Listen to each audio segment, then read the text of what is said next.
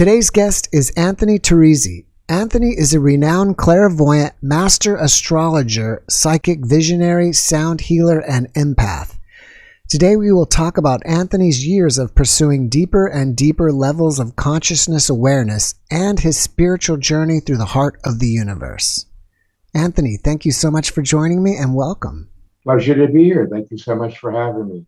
All right. In your book, Rippling Waves, you dedicated this book to your brother who was lost too soon, but he found an extraordinary way to say goodbye. Can you tell us about your brother and that experience? Sure. Quite a while ago, this has been in my early 20s. My brother was an entrepreneur into import-export, had his own plane. And in this particular instance, he was flying to Acapulco and encountered a sudden storm. And as he was approaching Acapulco, they had him on the radar, and then he disappeared. There was an American Airlines, I believe, major, he had a small plane. It was a major plane that saw him. And then again, like I said, he disappeared. About a month went by, and it wasn't unusual for him to be gone for a week or two, but a month was extraordinary. So we contacted Acapulco, and they told us this very same thing, that he was there and then he wasn't. They presumed that he had been blown off course. I could not accept that. I decided I was going to Mexico. I was going to be there in full search mode. I would find out what would happen, what had happened, one way or the other. My whole family was, I have come from a large family, my whole family was extremely distraught. So I went and got there, contacted missionaries, guides, anyone who spoke the language and who could help me find what was going on. So we started, and I was there about a month. I traveled. And by the way, just to backtrack a second, he was lost somewhere in the mountains between Ixtapa or Zihuatanejo and Acapulco, which is about a 90-mile stretch. And it goes back up into deep jungle. In either case, we traveled through every village, over every road, spoke to every person that I could, actually several times. And we traveled the entire area, wherever there were roads, wherever there were even paths. We walked and talked to some pretty remote places and looking for some sort of clue, some sort of something. And while there were individuals who did say, yes, we heard this or we heard that, there was nothing that we ever found that corresponded. And I was getting pretty distraught because I was running out of land. I was running out of places to go, which actually did happen. I covered every road, every village, from the distance of Acapulco through all of the mountains and all the way to Ixtapa and back from that standpoint. The coast, the lakes, the islands that were there, the mountains, which were extraordinary. Some were unscalable, obviously. Anyway, long story short, I was sitting there in my hotel room the night before leaving, extremely frustrated. My brother and I were very close. We were only 14 months apart. So in many ways, his experiences were mine, and we grew up together almost like twins, quite frankly. Sitting there in my hotel room, and I was really on the verge of tears. I had to go back the next day, talk to my family, and tell them that I'd been unsuccessful. I didn't know what had happened. No one knew what would happen. I did everything I could. And in that moment, the room started getting brighter and brighter. And I looked up, and it's as if a veil where none existed before was shining. And the veil literally parted and there was my brother. He wasn't there in his physical body. He didn't reconstitute his physical three-dimensional form. He was there in what we term his light body. But it was him, complete in every detail. And he was smiling at me. And I was like just frozen. I couldn't believe what I was seeing. And at that particular point, he spoke to me. He said that, in fact, his plane he had crashed, and that he didn't make it, and he was moving on. And I said, moving on to where? And he couldn't really tell me, but he just seemed thrilled. I mean, he was like excited, exuberant, and this is my brother. I knew what was going on, and it still makes me emotional when I speak of it. So, I mean, I started smiling because I was so happy for him, but I was crying at the same time. I was just a wreck emotionally. But he told me to tell everyone that he loved them and he was sorry that he had to leave, but that he was moving on. And I don't know exactly how long this lasted. It could have been 5 minutes, it could have been an hour. It was literally as if time stood still. But it was the most beautiful experience that I had ever had up to that point. And at that particular stage of the game, the light dimmed, his image faded, and I was left in the room shaking, trembling, laughing and crying hysterically at the same time. I later found out that when one laughs and cries at the same time, it's the height of human emotional experience. So I think that I was having that. Side note, I went back home, told my family exactly what had happened.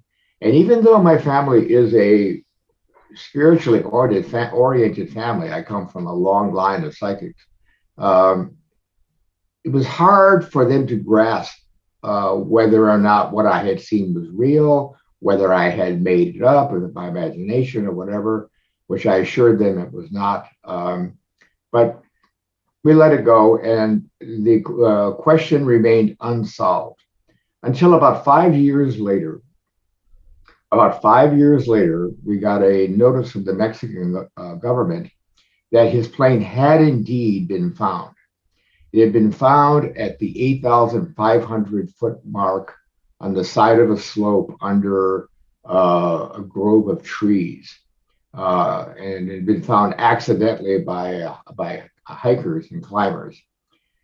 And at that particular point, 5 years later, I burst into tears again because I realized that in spite of my efforts, no matter what I had done, I would have never found this place. It was completely inaccessible.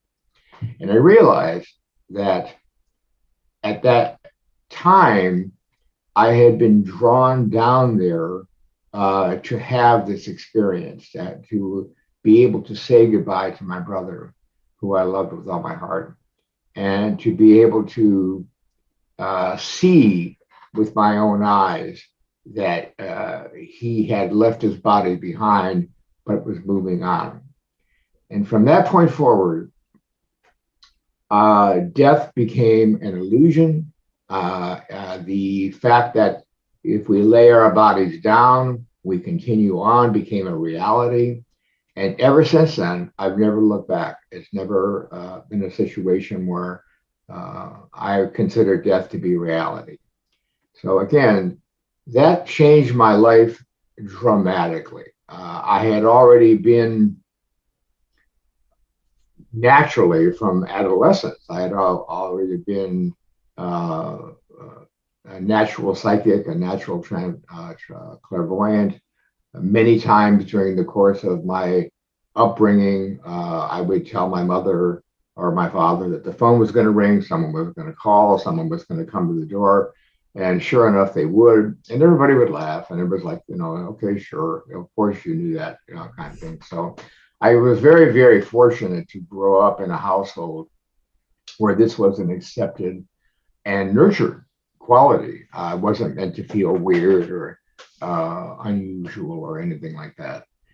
So that's the story of that. And it certainly was a springboard in that it opened up a part of me that even though I had been naturally associated with psychic, intuitive, clairvoyance, all the clairaudient, claircognizant, um, I hadn't really pursued that.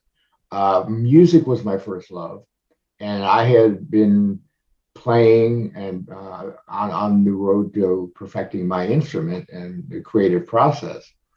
And this brought a much, much deeper commitment to life and to the elements of music, but also it started me on a parallel road on metaphysics, spiritual realities, and the studies of the world's available information at that time.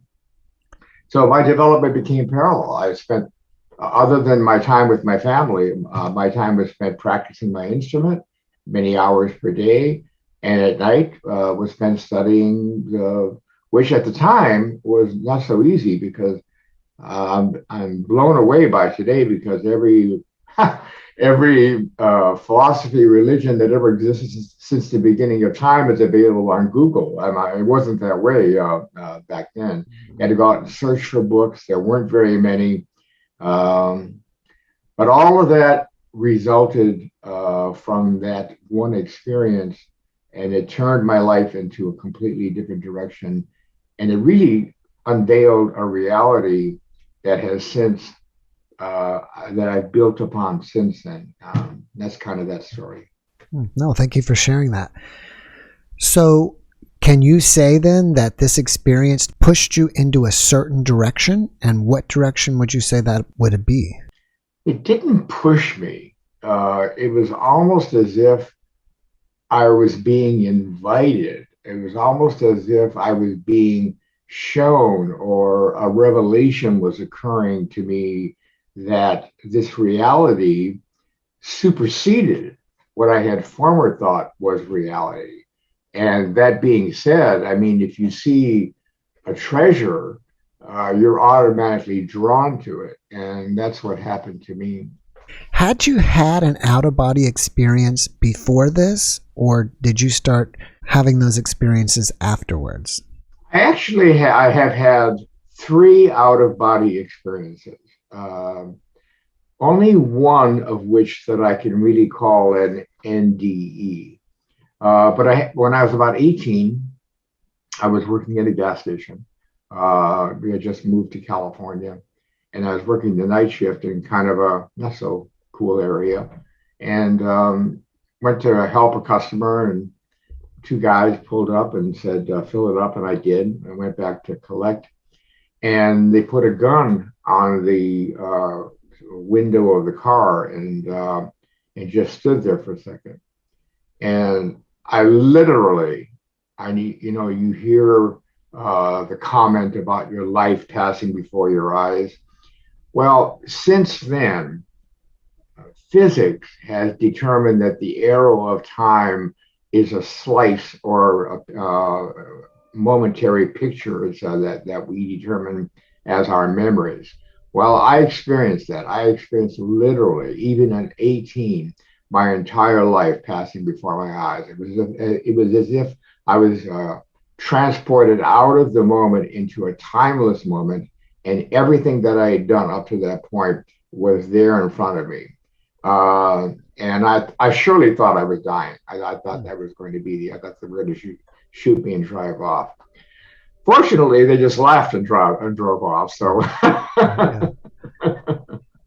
but that was one instance. And then many years later, I was in Mexico, coming back from Chichen Itza. You ever hear of that? Yeah, the That's where pyramid. Grand Pyramid. Yeah. And long story short, came around a turn. At the time, my fiance was driving, lost control of the car. The car swung around and hit the curb, flipped over 4 times, and landed on its top. During that, all happened within about 3 or 4 seconds by the time it hit, flipped, and landed. For me, again, time stood still entirely. I was actually sitting there looking and saying to myself, because all of a sudden there was no feeling of the road. It was, we were suspended in midair. And I'm thinking to myself, I think this car is rolling over. Let's see, that's one. That's another one. And it was as if again, I was watching it on a screen. And then when the car hit, it hit on its top and completely demolished the entire car. I crawled out of the window without a scratch. It didn't, but my fiance did get hurt, and I had to pull her out. And we made it to a hospital. We were out in kind of a remote area. Luckily, a couple stopped and helped us. But I think the main issue with these kinds of experiences is that we get pulled out of the time space linear development that our life seems to be so attached to. And even for a moment, we realize that life is really taking place in this moment, right now, as we speak. And when your life is threatened or in any way put in jeopardy, you are pulled into that moment because of the extraordinary events that are occurring, that you might be leaving this planet at that particular point. And again, that circumstance also has been extraordinary as far as helping in other areas of my life, namely music, for example. When I realized that it took a couple of decades, but it took me about 18, 19 years before I realized that I had the ability to master my instrument. I was able to play without thinking about it. I simply was able to simply will the music into existence. My hands and feet and my mind melded into this incredible activity by which I was almost standing next to myself, watching myself play. And that's when I knew that I had achieved that degree of mastery. That was very, very much like being in the moment, and I had that former experience to relate to from that standpoint. So I've been extremely blessed. Not that I've had these near-death experiences, but I've been extremely blessed to be able to make it through these things and to be able to understand and incorporate them into my endeavors in life and my directions in life and what I was doing at that time. So I feel, as I said, I feel like the universe has blessed me many times over. It's nice to talk to another musician. And sometimes when I was out playing, the band was tight, the crowd was amazing. It's almost became a spiritual experience for me. I mean, I was almost got like a shivering feeling. Sometimes when I would play, it almost felt like I became the music. Did you ever have any experiences like that? All the time, especially after a while, because as a musician, you start out, especially playing drums or percussion or anything like that. You start out trying to coordinate your hands and feet, and literally, what you have to wind up doing is becoming quadridextrous. I mean, you really have to, become to where each limb is doing an integrated thing all by itself. So there's that.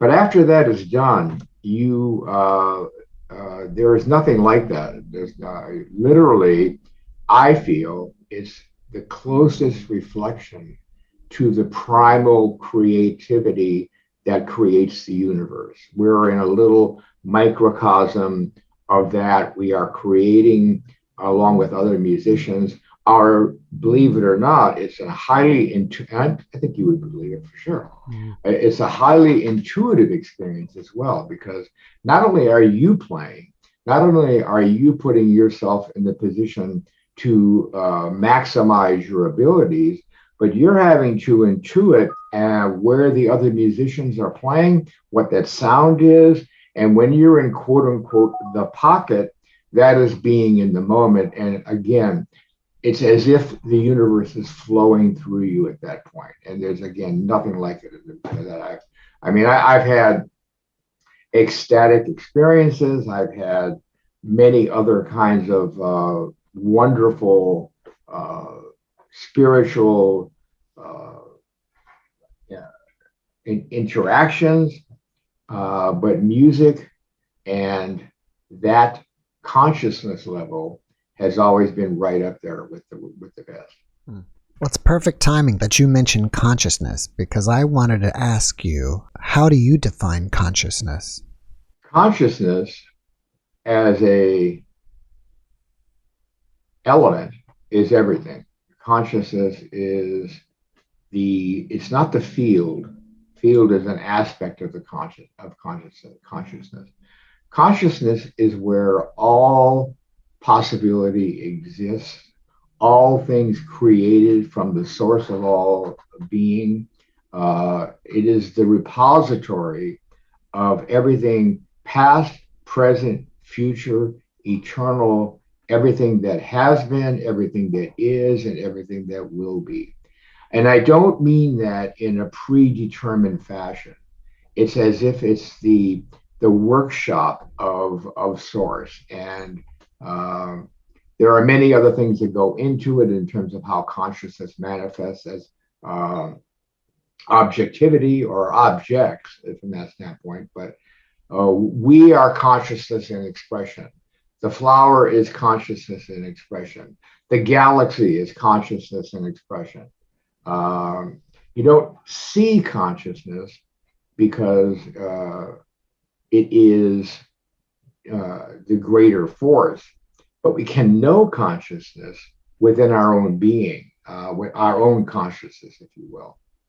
So would you say that in this dimension, or 3D or Earth dimension or whatever, we as conscious beings are expressed as human beings, but when we're not here and we may be somewhere else, our consciousness will be expressed as something else, and some other type of being or whatever else there could be? Well, yes, that would apply once we leave this life of the three-dimensional. Ultimately, our body ceases to function, et cetera, et cetera. But we can, through the ability to identify our true source of light and animation, that thing that is missing in a person who is no longer with us, that force, if you will, if we are able to connect with that, we go within and out of that, and we can attach intuitively, not attach, but we can access intuitively consciousness itself. And once we're able to do that, we are able to determine various and the variety of dimensions that exist that are limitless. And I've had the good fortune of writing about that in my book. I've only written about 5 major dimensions that exist that you access through your heart and through your mind. Again, consciousness is many things, and we are fortunate to be children of consciousness, and consequently we can access it because it's our very nature. It's where we are. It's what we are. It's physically it's animating us to co-create with source. I have heard you mention that there are 5 states of consciousness. Can you tell us about those? Well, there are 5 states that I've commented on. I'm sure there are an unlimited amount, but the 5 states that I cover in my book, for example, are transformational. That's where you are going along in your life and you have some experience, for example, like the one like my brother's, and all of a sudden, or as a result of these experiences, you are aware of a new reality. In my book, I was transported to a state of consciousness in which I met my past and my future. simultaneously, and I realized that there was a transformation occurring, and I had a choice. I could continue on as an individual, or I could join the universal community.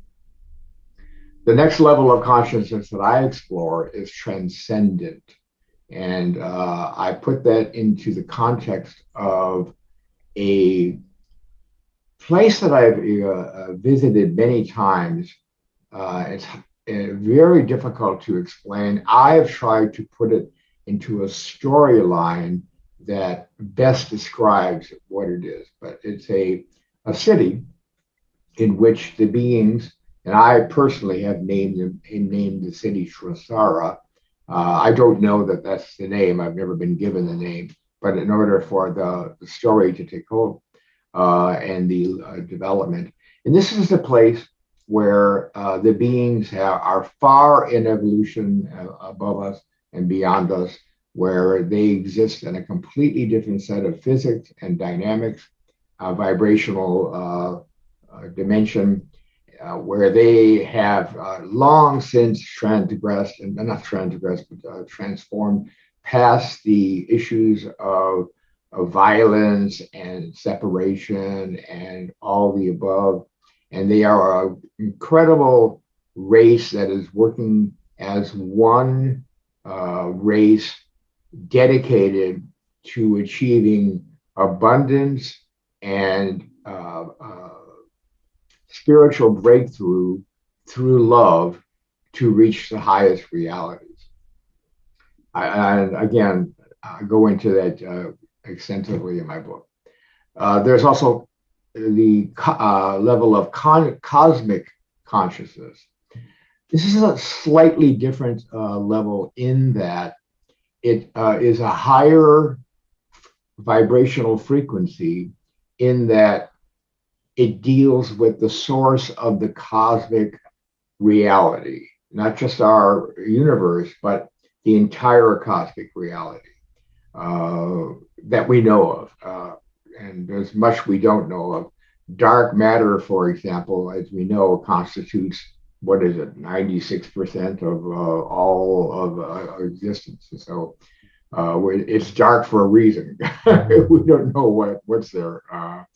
And they make reference to that. But in cosmic consciousness, I take us through the universe, into the universe of universes, and onto the point of reality where we see the workings of how ideas from as small as an atom to as large as the superstructure of a universe being generated into existence. And we are introduced at that particular point to one of the celestial beings that I make reference to throughout the course of my book. And this one I refer to, again, my term, a daughter of love rayed out from the heart of the universal mother. And she reveals to us in this journey a profound truth, because our narrative up to that point is to try to discover what is the nature of the entire universe. And she tells us, although this is an intriguing question, we're going in the wrong way, that we will never, ever be able to understand or grasp the nature of the cosmic reality. In fact, she makes the point that even if the grandest being that exists in the cosmic reality, who is eternal and forever in nature, were to travel on infinitely, even they would never come to the end. And she redirects us at that particular point to search for the heart connection with the universal source, that is where our true reality, and that is where our true connection lies. And that leads us into the next section, which is divine consciousness. And divine consciousness deals with many, how can I put it? It has not always been an easy climb or an easy experience getting into these dimensions and putting yourself in a position to realize more and more of that level of freedom of consciousness that exhibits itself through the heart. And there have been many times where I've been extremely disappointed with myself, and from that standpoint. And I make reference to that there. I make reference to a time when I experienced a great fall in consciousness and into darkness and blackness. Not darkness, that is conceptualized in today's religions, but darkness in the event of like losing my connection with the higher light, and then climbing back into that, and then rising above and going. And the chapter takes us into the aspect of divine love and using the metaphor of a flute and a flute life, and how a flute can be animated, and how it's very similar in terms of the way I make the story up, how it's very similar to us as human beings, and how we are struggling with these aspects of overcoming life. At the end of that chapter, I do deal with the major questions, and I offer answers to: who am I? Why am I here? What is my purpose? Now, I don't offer the only answers, because there aren't any only answers, but I do offer a way for the reader to understand these questions in the light of their own personality and the light of their own experience from that standpoint. And then I deal with what happens when we die, how the vibrational energy expands, and what happens at that particular point. And that leads into the fifth chapter, which is the longest chapter, and it is the chapter of universal unity, and tells the story of a society that started out in the thinly veiled, by the way, I might add, a society that starts out in the dim barbaric nature and evolves through the issues of tribalism, nationalism, and into the areas where breakthroughs occur, a new universal language is discovered, and an evolution occurs that ultimately deposits us as a species and the planet into a state of consciousness where we are able to connect with the teeming life that exists around us. So it's kind of our induction into the local universe. These are the 5 dimensions that I travel. Again, these are experiences that I've had over a lifetime, 40 plus years, and I've had to put them into a linear story to make them intelligible. Otherwise, it would just be spot here, spot there, and it wouldn't make any sense. So, unfortunately, when you tell a story, you're limited by the fact that you're using words and you're using these structures that you have to.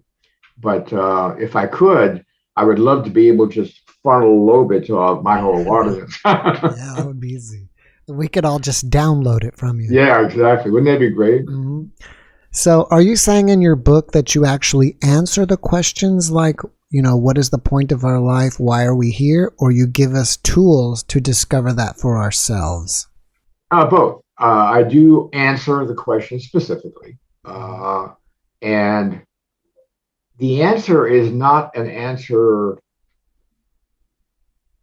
No, I definitely answer the question, because after having read that section, then the reader can relate to the answers that I'm giving from that standpoint.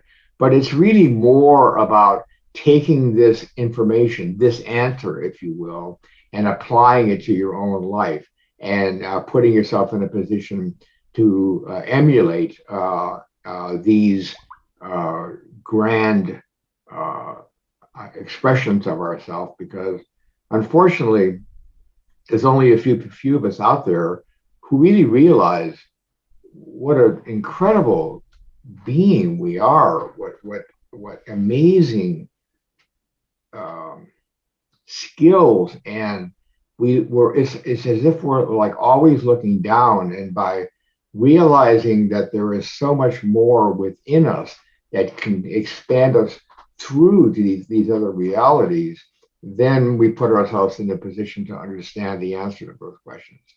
Why do you think the masses, I'll say even me, seem to have so many struggles in life? Well, evolution is a struggle. We're always trying to overcome the difficulties of growing. Currently, unfortunately, we are being bombarded by the materialistic agenda of the internet and commercial need to make money, greed, these kinds of things. And there's nothing wrong with owning possessions and having a nice car and getting paid for what you do. Not at all. I just think that when it's at the expense of defining ourselves as who we are by what we own, we lose the idea entirely. And again, I make reference to that in my book. There's a place where I look at like who is looking, and I try to portray reality, experience, and exploration as an inside out experience. When you determine who you are, this goes back to our conversation about being a musician. When you are on stage and playing, you are playing from the inside out. You are playing to your audience. That is your heart and soul that is expressing itself to your audience and connecting with that. My concept is that's how we should live our life. Not should, but that's how we could live our lives. We could make our representations from who we are as individuals within ourselves, within our heart. And then if we feel that we have connected primarily to the source of all things, then we are creating our life in connection with that greater force, and our evolution quickens. We become beacons of light ourselves. And there is the crux of the issue that I think it was Gandhi that said, if you would change the world, be the change that you seek. When you change yourself, believe it or not, you become a beacon that extends miles and miles as far as the light that you are expressing yourself. And if we were to make that, don't I wish, if we were to make that the internet content of what we see today, we would have a quickening of the evolution of humanity into a connection that would supersede these various warring factions and put us into a position to have a global unity for our planet in itself. I'm going to change gears on here a little bit. Sure. You mentioned earlier something about what happens to a person in the afterlife. A lot of people come to my podcast searching for some type of reassurance after a loved one has died in their life, either a family member or a child or whatever. Can you give us some advice for those people that life goes on, we are eternal, something that would, be meaningful to them? Sure. Again, it's been my experience that when someone passes over, all the stories that you hear in the NDE experiences are true. There is this incredible light, there is this incredible feeling of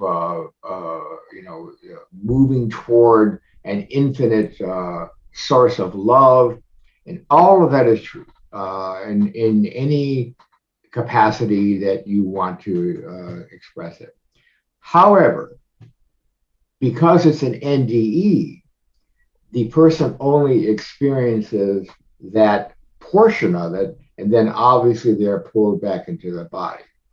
The ones that decide to move on at that particular point move on, and again, I cover this at the end of the fourth chapter of my book.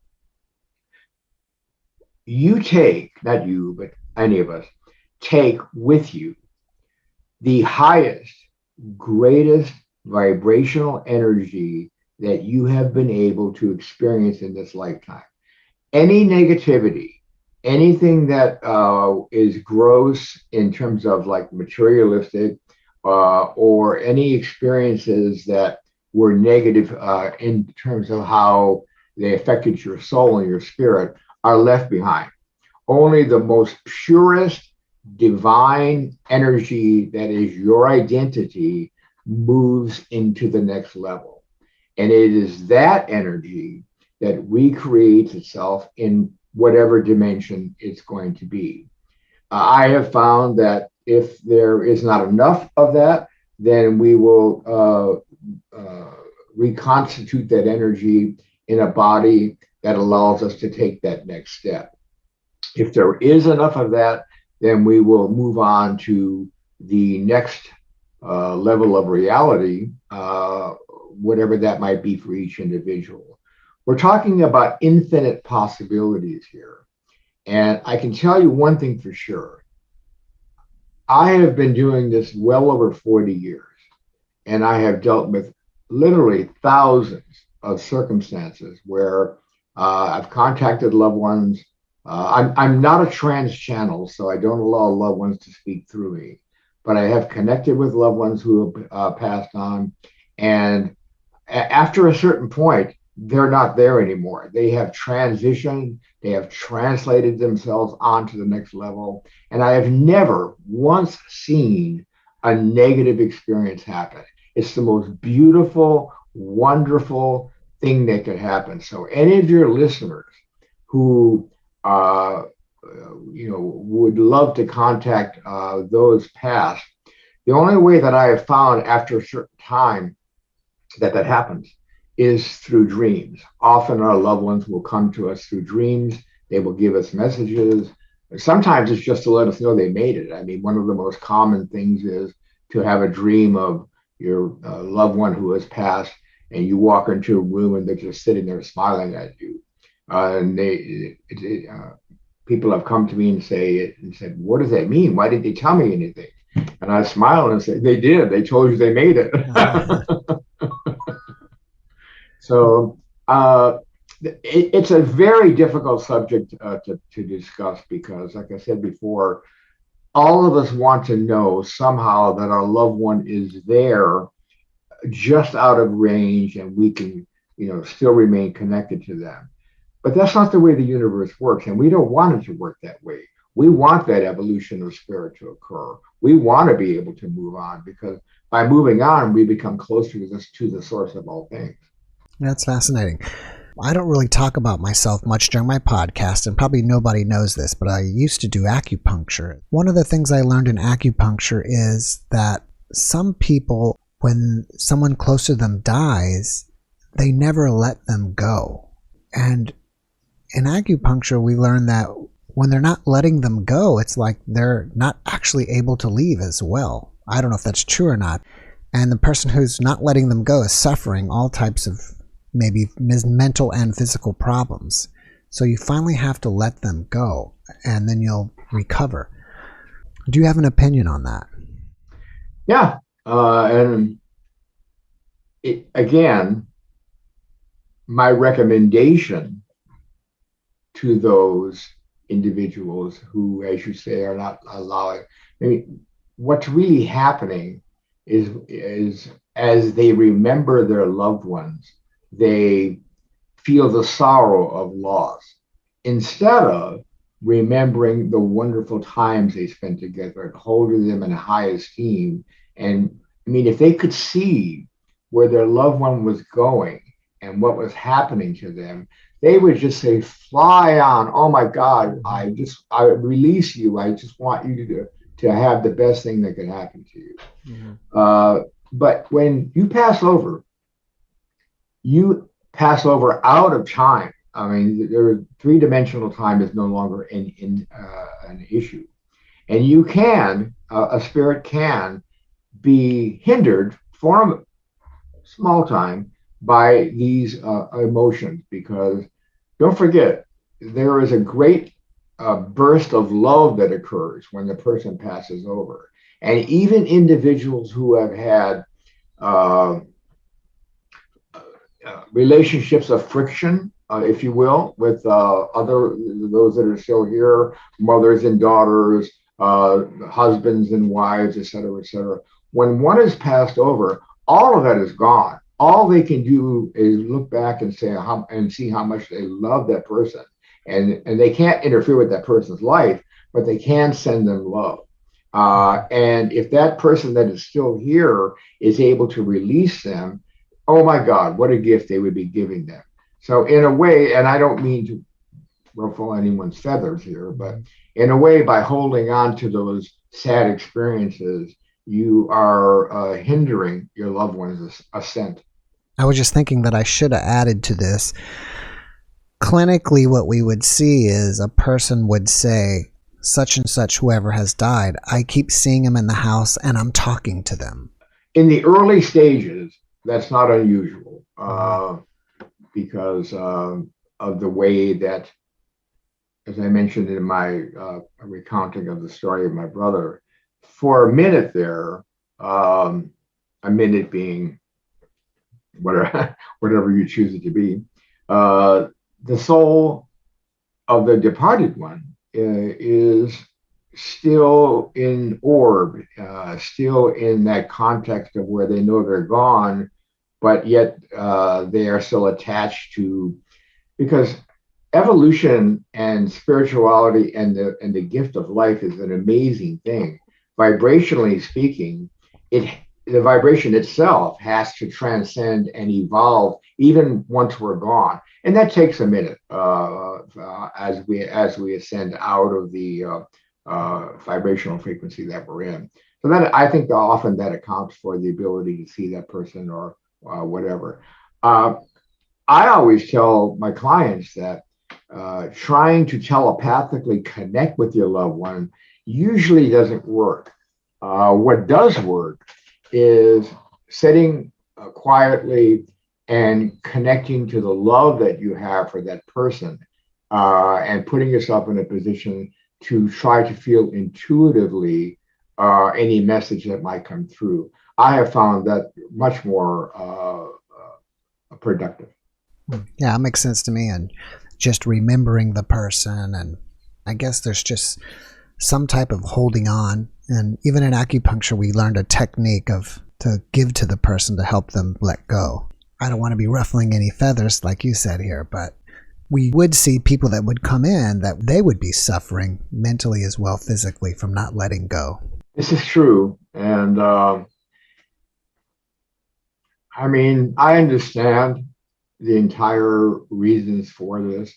If you have not had that greater gift given to you, to where you can see that where they're going is the most incredible experience that they could have. It's like, and this is a silly example, I agree, but I mean, if your child were going to Disneyland, would you cry over it? Would you be sorrowful and mourning? No, you'd be happy and say, I hope you have a good time.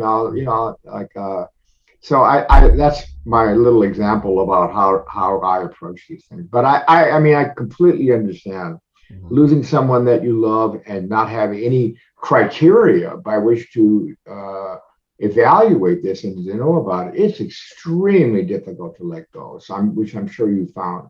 Yeah. So how does your book Rippling Waves relate to today's culture and the current state of the world affairs and social unrest? Two ways. One, it puts us in the reader, hopefully, into a position to understand that the best way for them to combat social unrest and all the devastating things that are happening to our society is by first becoming that light of love themselves, by first going within and becoming the light that expands to all. A favorite saying that I like to use is a quote. I think it's from, I can't remember, it's a 14th century mystic. And his followers came to him one day and said, Master, please show us where revelation, attainment, and enlightenment is. We wish to go there and achieve it. And he looked at them and smiled and said, what you're looking for is what is looking. And I think that if we come to terms with that, if we find that what is looking part within us, then we are able to consciously have the most powerful effect on our current circumstances. And I make that reference many times in my book.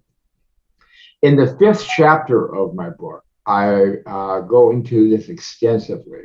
I create an entire sequence of events that shows exactly where we are currently and where we're headed, and one possibility of a way to transform this entire society, which ultimately will happen. We will go into an evolutionary upward spiral that will take us into the next generations, not generation, physical generation, but the next model of who we are from that standpoint.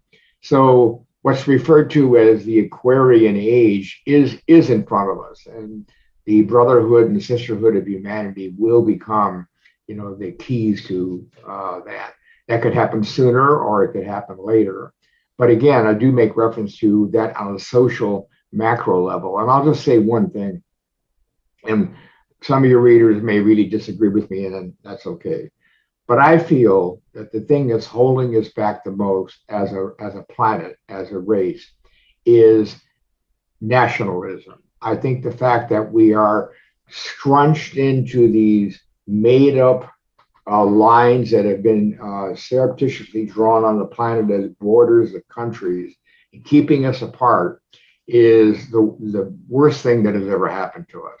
If you look at planet Earth from the space station, there's no line. There are no separations. We are one being. And I think that I work toward a revelation from the artists, the poets, the philosophers, scientists, the writers, the geniuses, the intellects, the media giants, to begin shifting this narrative to the point to where we see all humanity as one species.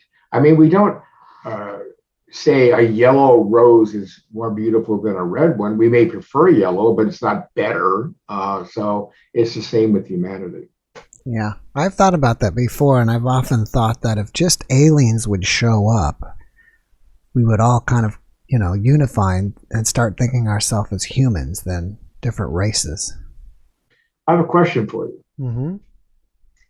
If you were Captain Kirk, and you were in the Enterprise and you were orbiting the planet, and you were saying to yourself, there's about 7.5 billion intelligent beings down there. We would like to make contact. But who do we contact? Who speaks for planet Earth? Yeah, that's a great question. When someone speaks, when we have a global government that speaks for planet Earth, amazing things will happen. Yeah. I don't know when that's going to happen. Yeah. I don't know. It can happen right away. Whether it will happen, it seems remote at this point, but I know that it will happen ultimately. I just don't know when. So your book is about a spiritual journey throughout the universe. Can you just give us a little glimpse into one aspect of the journey to give us a sense of what you experienced? Well, I've already done that in terms of my explanation of going through the dimensions and all that, but the crux of the book is the introduction of the fact that we are not limited human beings constricted into this tight little body of 6 senses, and that the extremely narrow band of frequencies that we are able to see as sight, sound, taste, feeling, are so minute compared to what's available to us that in this book, I'm hoping to introduce that kind of consciousness that you are so much more than you think you are. Besides being an author, is there anything else you've got going on that you want us to know about? Well, I have my site and I do have my clients. Because of COVID, I've been doing a lot of podcasts and a lot of interviews. I'm hoping that by fall or even in through the latter part of the year and certainly next year, I'm hoping to do keynote speaking, doing a book tour, and really trying to talk to people directly. I think that I have a great impact when I can speak to people directly because I feel my energy translates more in a one-on-one kind of circumstance. But that's my plan. We'll see what happens. What is the name of your website? myname.com, anthonyteresi.com. All right. And I believe you have a YouTube channel now. Is that correct? I do. I have a number of YouTube channels, but Teresi.com is my main way to contact me. I have a movement that I had to put on hold called A Global Love Affair that is dedicated to the very things that we've been speaking about as far as global unity. But unfortunately, it has as its crux or facilitation the need to gather people together. And obviously, we have not been able to do that. If someone watching this podcast wants to reach out to you, are you a public person and do you welcome that? Absolutely. And if Absolutely. so, how do they do that? From your website? Website has my email, has my cell number, has all of the information, the kinds of readings I do. It has music that I've composed and created, downloadable for free. It has everything that I have described. It has a tab for my book, Rippling Waves, at the top, and it has contact information. And I welcome anyone to call me directly. If I don't answer, I will definitely return your call. I try to always answer my own calls. And I put myself in a position to try to stay as close to the people as possible. All right, before we wrap it up here, do you have one last positive message that you want to share with everybody? I would like to say and reiterate what I said a moment ago. It's the greatest statement that I think can be made. Anyone who is on a spiritual path can do no better than to understand as deeply and profoundly as possible the term, what you are looking for is what is looking. If you can put yourself in a position to identify that witness that is you, and you can begin to see your life through that perspective, everything will change for you in the most marvelous way. I'm glad you brought that up again. I was thinking about that the first time you said that. What you are looking for is what is looking. Think about that. Yeah, it's pretty deep. All right, Anthony, thank you so much for joining me. I really appreciate you. I wish you massive success in all that you do, and have a great evening. Thank you so much. And by the way, let me thank you also for having these kinds of programs, getting the word out to people, and putting yourself in a position to really be a trumpet to the world at large for these extraordinary subjects. I really appreciate that. Thank you. I appreciate that. Take care. All right, you too. Thanks for watching the JeffMara podcast. I really appreciate you. Another way to show support is through YouTube memberships. And if you do, there are loyalty badges and other perks depending on your level of membership. All you need to do is click the join button underneath the video to find out more. Thank you for your support.